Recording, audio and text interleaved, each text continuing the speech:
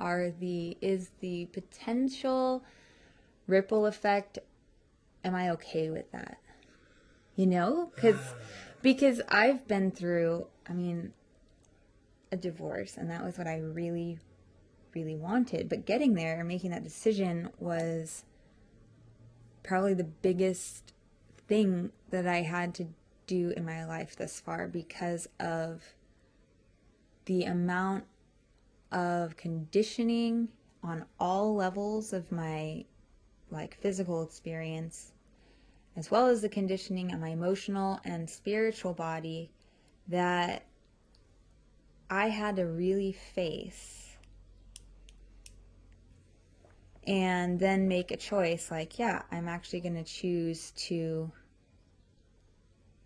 do something that is hurting another human being emotionally, and that is also going to be confusing for my family, go against my family values, go against my religious values, go against my, you know, my so-called church family at the time. And I had to choose, I had to come to the point of, is this what I really want? Because I don't know what the ripple effect is going to be. Can we ever know what the ripple effect is going to be? No. Which brings me to what I was thinking about when you were talking, is that I love this Matt Kahn quote that's like, we don't get to choose outcomes, but we do get to choose our experience. Mm-hmm.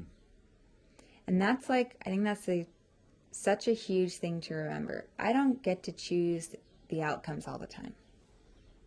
There's a lot of variables, but I do get to choose my experience. I do get to choose what I would like to participate in. I do get to choose how I respond. I don't necessarily get to choose how others respond, even though I might have an opinion on how I would like them to, you know.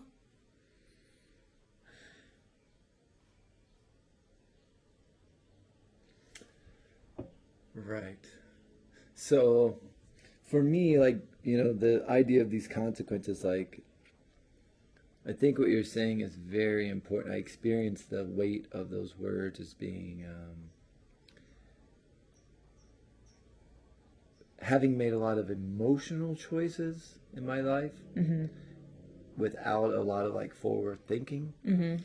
I can understand how putting that, like, well, do what you want to do, but weigh the consequences, as putting that out there.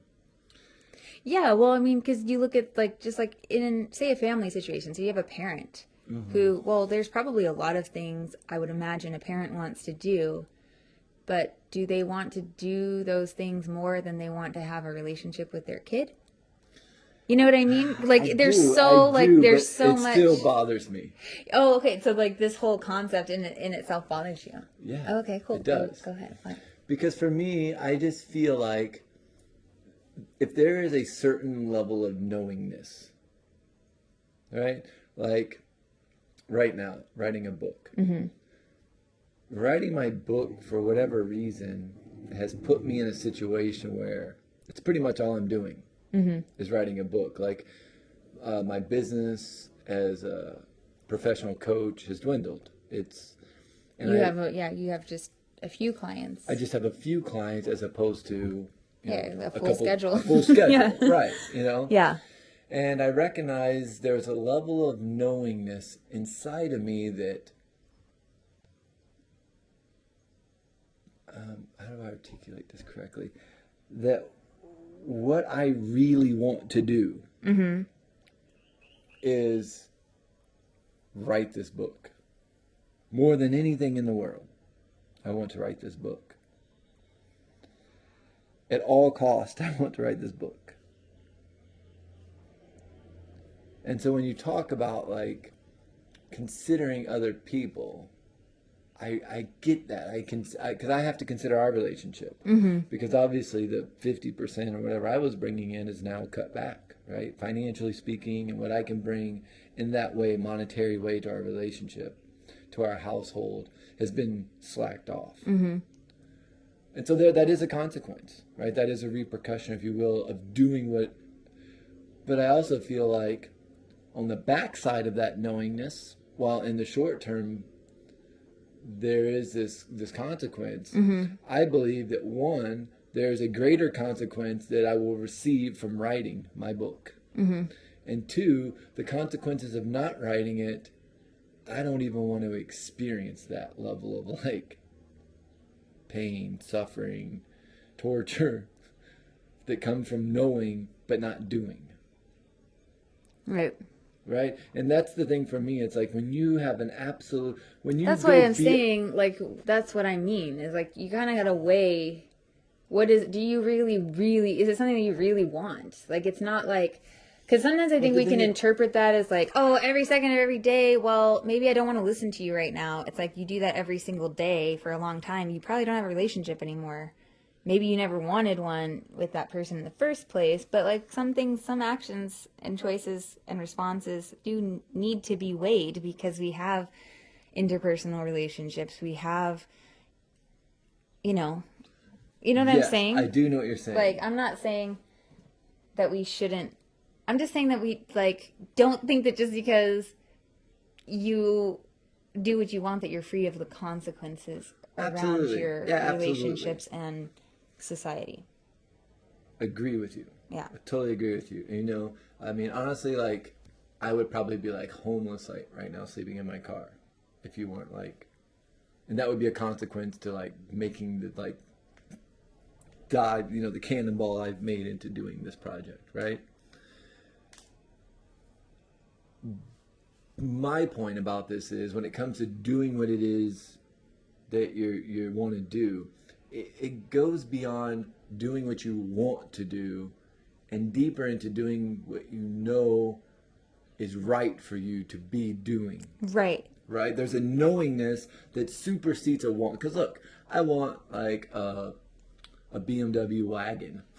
You know, I want like right. So 10 you could go pairs buy that, right, and then realize, oh, I can't really afford to make these payments, or right, now right. I can't eat the way I do. Right, but those are just wants. Yeah, yeah. You know, I want a new refrigerator because we're living out of 2 mini fridges. I want, you know, to build an Earthship, not be living in a granny flat in Oceanside. I want, but there's things that I know. Mm-hmm. There are things that I absolutely know about myself and my existence and my way of being, that to deny that knowingness and to not do what I know to do for myself is really life. It's hell on earth to live that way. Mm-hmm. And so sometimes those consequences, I think, can be justification to remain in hell. Of course. Right? And so for me, it's like a really interesting space to be wading through those consequences and going, okay, I'm here. Am I going to dive in? I'm standing in like waist deep of like consequences. Right. Because I'm doing what I know I want to be doing. Right. And so am I willing to dive all the way down? Like, yeah, the next exactly. step. Am I willing to face the consequences of this choice over and over and over again? Right. Day to day, moment to moment. But am I also willing to face the consequences of not doing the thing I know to be doing? Yeah. Totally. Right? Because at some point, I believe, and there's people out there going out right now thinking like, I don't even know what the hell I want. And for a long time, I walked around going, I don't know what I want. I don't know what I want. And that in itself was just an excuse. Mm-hmm. I wasn't really ready to admit to myself what I want to do and be is the opposite of what I am. Meaning, I was more athletic. I was more extroverted. I was more, you know, the social chameleon, if you will, right? But what I really wanted to do and be was creative. I wanted to write a book. I wanted to be a storyteller. I wanted to be less loud and vocal and more like intimate and paying attention to people. And once I was able to come to terms and accept like look, all these other things are like a show. They're keeping me from diving into that knowingness. And as I kind of broke off all those pieces and all those different layers of skin kind of started shedding, the knowingness got so close to the surface, it was like, okay, I'm going to shed off this last layer and I'm going to be exposed. So maybe I'm going to get burned, maybe, but I'll stop there. Why? Because my brain needs a second to it starts moving really, really fast. And Oh, yeah. I just need a second. Well, it's a lot to consider. It is a lot to consider, and Like, it and sounds that's why overly simplistic, I it- think. But right. it is, there is a lot to consider because we do have, we have needs, we have basic needs, and we have, so we have a lot to consider. But at the same time, I really liked how you said, is the pain of diving in and doing it, is that going to be a better pain, if you will, or a lesser pain, or maybe not even perceived so much as pain as not doing it, which is painful and does eat us up inside. I mean, for me, like, I guess using my divorce and that as an example, it was a realization that, like, this is my life. Mm-hmm. And I can live my whole life being totally unhappy because of what? Because I have this, like, conditioned belief that I'm not supposed to, like, that getting a divorce is a sin.